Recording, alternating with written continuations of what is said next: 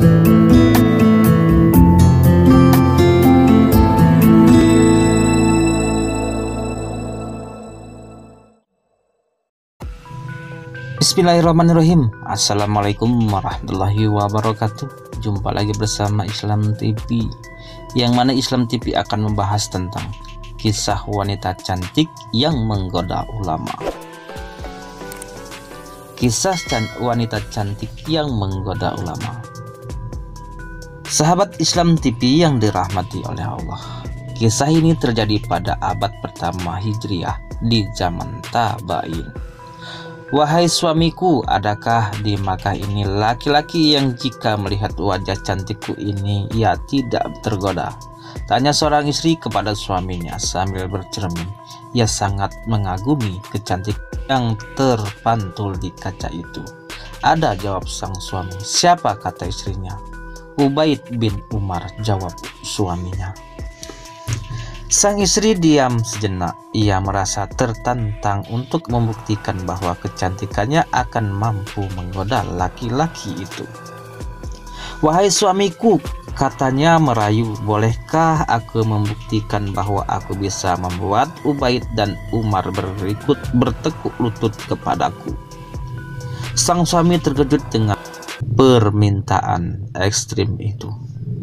Tetapi ia sendiri juga merasa yang menarik untuk menguji kesalehan seorang ulama. Silahkan, aku mengizinkanmu. Setelah merias diri sedemikian rupa, berangkatlah wanita itu mencari Ubaid dan bin Umar di Masjidil Haram. Ubaid adalah seorang ulama yang lahir semasa Rasulullah SAW masih hidup. Nama lengkapnya Ubaid bin Umair bin Qatadah Al-Laitsi Al-Jundai Al-Makki. Beliau wafat pada tahun 74 Hijriah. Saat menjumpai Ubaid, wanita itu berpura-pura meminta nasihat. Ia beralasan kebutuhannya amat penting dan memintanya pindah ke pojok masjid. Sesampainya di sana, wanita itu membuka cadarnya. Tampaklah wajah cantiknya, laksana bening rembulan. Apa yang kau lakukan?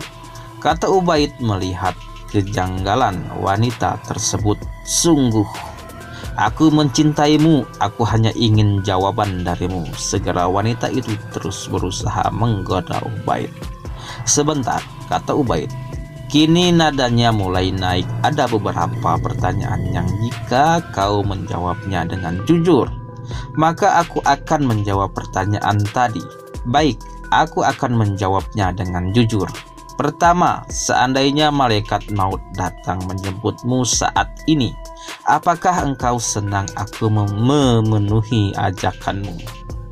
Wanita itu tak menyangka akan mendapatkan pertanyaan yang langsung mengingatkannya dengan kematian. Kemudian menjawabnya, tidak.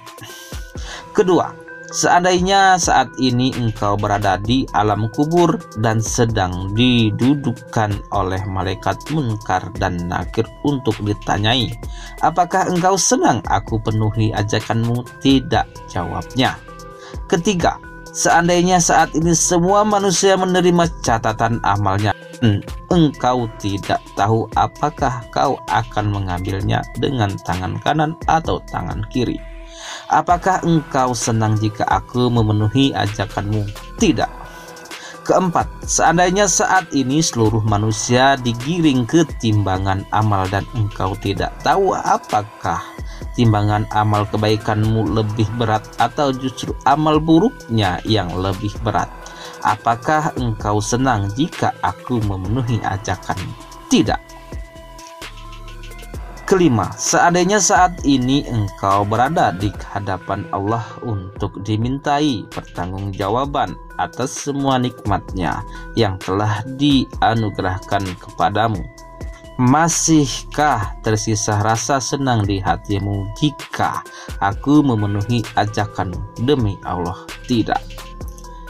Kalau begitu wahai wanita, takutlah kepada Allah, betapa Allah telah memberikan segalanya kepadamu.